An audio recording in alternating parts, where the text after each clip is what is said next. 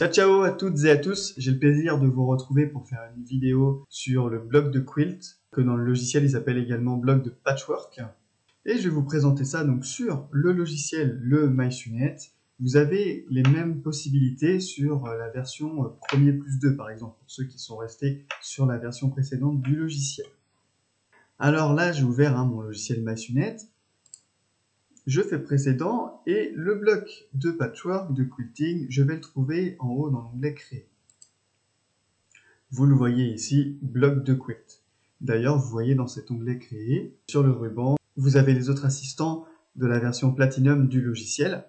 Par exemple, vous avez l'outil point de croix, l'outil de création, l'outil pour créer des broderies ITH, etc., etc. Alors, le bloc de quilt, je vais l'ouvrir, cet assistant.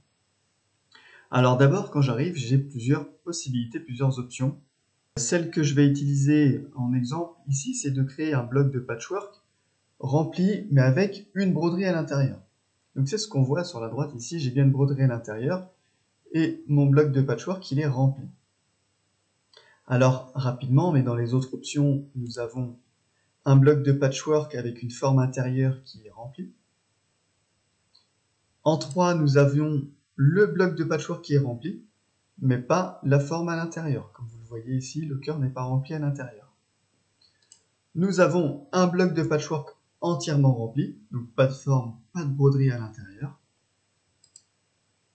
Et nous avons tout simplement le bloc de patchwork. L'idée, c'est d'obtenir notre forme, puisque vous allez le voir, nous allons pouvoir choisir parmi plusieurs formes. Alors, je choisis la première option avec une broderie à l'intérieur. Je clique sur suivant, je n'ai plus qu'à suivre l'assistant du logiciel.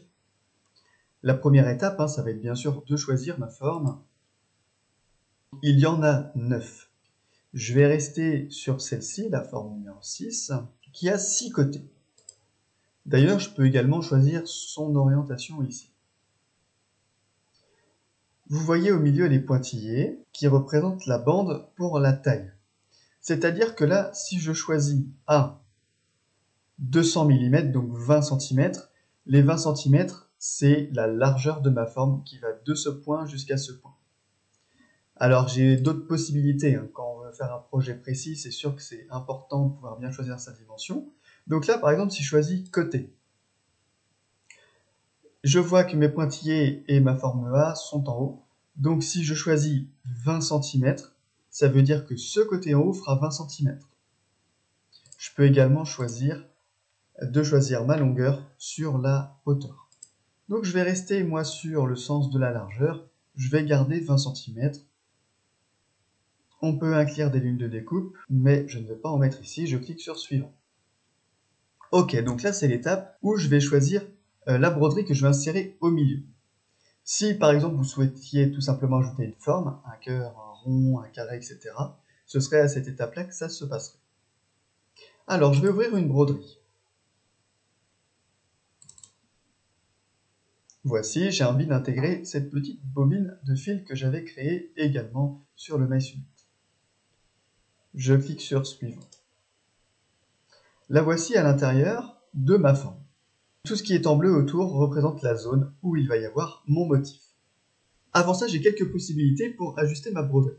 D'abord, si je clique dessus, je peux la déplacer dans mon bloc. Ensuite, j'ai possibilité de lui donner un angle à cette broderie. Et je vais remettre à 0 pour ne pas mettre d'angle. On peut faire des inversions verticales et horizontales de manière classique. Et puis pour le contour, et là c'est important parce que ça va avoir une incidence plus sur notre rendu esthétique que l'on souhaite, c'est la marge autour de notre broderie.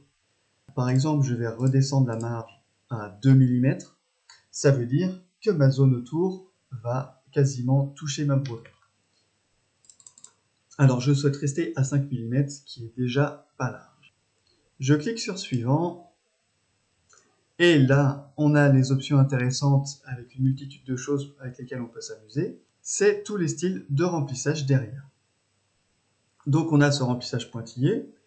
Et dans chaque style de remplissage, nous avons les options. Alors, par exemple, si je choisis les parallèles. Je clique sur Options ici à droite. Et j'ai plusieurs possibilités. Donc à chaque fois, les possibilités sont différentes selon le style de remplissage, évidemment. Là, pour un espacement, je vais le réduire. Je vais mettre 2,5, donc un espacement plutôt fin. Je clique sur OK.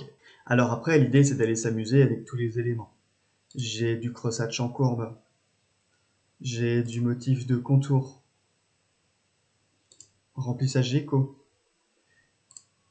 J'ai les remplissages de motifs également. Et là, dans les remplissages de motifs, on a une possibilité infinie de choix, puisque vous allez voir dans les options, on a 3 groupes, et dans chaque groupe, on a plusieurs catégories.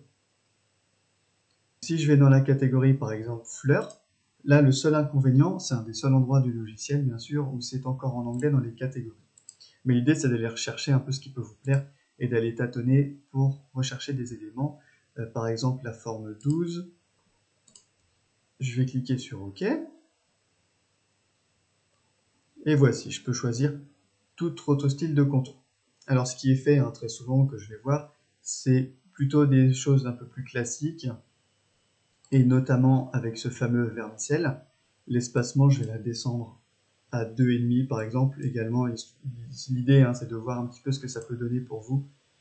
Mais voici mon bloc avec ma broderie au milieu. Alors, je vais reprendre celle-ci, je vais cliquer sur Terminer. Et voici mon bloc de patchwork, qui est bien composé, ici je regarde dans le bandeau à gauche. Si je dégroupe, il est bien composé de 2 éléments, à la fois mon motif de broderie et à la fois le bloc de remplissage. Idéalement, quand on a une machine connectée, donc par exemple, ce qui va être mon cas avec la Saphir 85 de Huxarna Viking, je vais pouvoir l'envoyer directement vers ma machine. Je vais cliquer sur Envoyer. J'envoie à MySUNET Cloud, puisque la machine est connectée, comme je vous le disais. Je clique, je vais donner un nom, par exemple, avant, je vais mettre bloc 1. Et je clique sur Envoyer. Ça y est, l'envoi est réussi. J'ai plus qu'à aller sur ma machine, et c'est parti pour ma broderie. J'espère que cette vidéo vous aura donné envie de créer plus de blocs de patchwork avec plus de fantaisie, des nouvelles possibilités, évidemment, et vous aurez vu que c'est tout à fait facile et accessible avec le MySUNET. Donc, je vous dis à très bientôt. Ciao, ciao!